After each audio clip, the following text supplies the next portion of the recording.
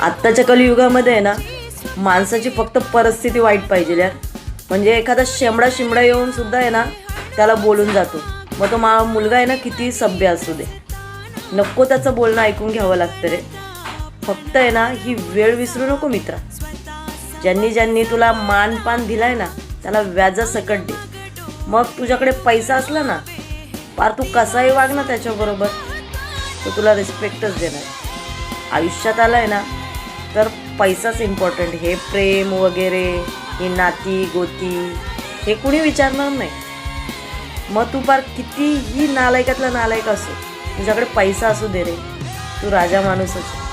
पण तू कितीही पुढच्याची हाजीगुजी केली, कितीही त्याच्याबरोबर रिस्पेक्टने वागला, चांगला वागला, मान दिला, फक्त तुझ्याकडे पैसा नसू दे, ते ना तुला तुझी लायकीच दाखवणार.